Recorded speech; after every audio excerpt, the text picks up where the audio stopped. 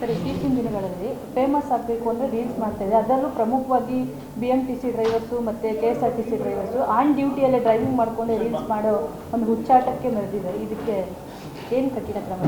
ಈಗ ನಮ್ಮ BMTC, KSRTC, ವಾಯುವ್ಯ, ಕಲ್ಯಾಣ ಕರ್ನಾಟಕ 4 ಕಾರ್ಪೊರೇಷನ್ಸ್ ಇದೆ. ಸುಮಾರು 70-80 ಸಾವಿರ ಜನ ಡ್ರೈವರ್ಸು, ಕಂಡಕ್ಟರ್ಸ್ ಇದ್ದಾರೆ. ಡ್ರೈವರ್ಸ್ ಮೇಲೆ ವಿಶೇಷ ಜವಾಬ್ದಾರಿ ಇರುತ್ತೆ. ಯಾಕೆಂದರೆ ನಮ್ಮ ಬಸ್ಸುಗಳಲ್ಲಿ ಓಡಾಡೋರು ಯಾರು? ಸಾರ್ವಜನಿಕರು.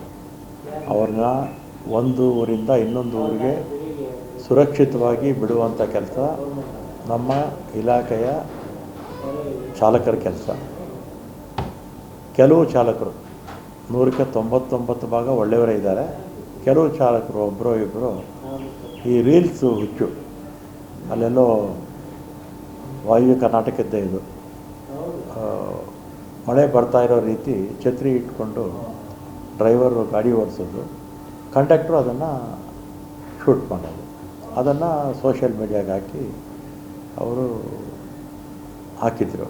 ಆವಾಗ ನಮ್ಮ MD ಅವರು ಅವನ್ನ ಇಬ್ಬರನ್ನೂ ಕೂಡ ಸಸ್ಪೆಂಡ್ ಮಾಡಿದ್ದಾರೆ.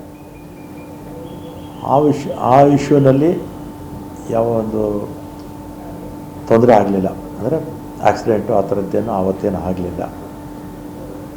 ಮೊನ್ನೆ ಒಂದು ಇತ್ತೀಚೆಗೆ ಗಾಡಿ ಓಡಿಸುವಂಥ ಸಂದರ್ಭದಲ್ಲಿ ಎತ್ತಿನ ಗಾಡಿಗೆ ಹೋಗಿ ಹೊಡೆದು 2 ಎತ್ತುಗಳು ಸುತ್ತೋಯಿತು.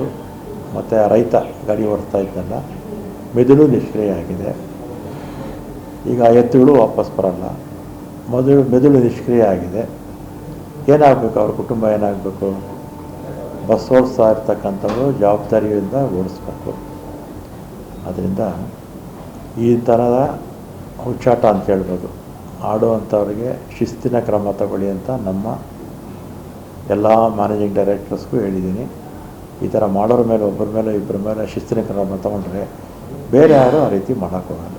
ನಮ್ಮಲ್ಲಿರ್ತಕ್ಕಂಥ ನೌಕರರಲ್ಲಿ 199.90 ಜನ ಶಿಸ್ತಿನಿಂದಲೇ ಕೆಲಸ ಮಾಡ್ತಾರೆ. ಯಾರೋ ಒಬ್ಬರೋ ಮಾಡೋದ್ರಿಂದ ಈ ರೀತಿ ಸಂಸ್ಥೆಗೂ ಕೆಟ್ಟ ಹೆಸರು, ಮತ್ತು ಸಾರ್ವಜನಿಕ ಆಸ್ತಿ ಪಾಸ್ತಿ ಕೂಡ ಇಂಥದ್ರಿಂದ ನಷ್ಟ ಆಗುತ್ತೆ. ಸರ್, ಶಿಸ್ತಿನ ಕ್ರಮ ಅಂದರೆ ಯಾವ ಥರ ಸಸ್ಪೆಂಡ್ ಮಾಡೋದು? ಅದೆಲ್ಲ ಎಲೆಕ್ಷನ್ ನಾವು ಮಾಡ್ತಾರೆ. ನಾನು ಹೇಳೋಕ್ಕಾಗತ್ತಾ ಶಿಸ್ತಿನ ಕ್ರಮ? ಅವ್ರು ಏನು ಯಾವ ಪ್ರಮಾಣದಲ್ಲಿ ತಪ್ಪು ಮಾಡಿದ್ದಾರೆ ಅದ್ರ ಮೇಲೆ ನಮ್ಮ MD ಅವರು ತನಿಖಾಧಿಕಾರಿನ ಹಾಕಿ, ತನಿಖಾಧಿಕಾರಿ ಅವರಿಗೆ ಶಿಕ್ಷೆ ಏನು ಕೊಡಬೇಕು ಅಂತ ಅವ್ರು ತೀರ್ಮಾನ ಮಾಡ್ತಾರೆ.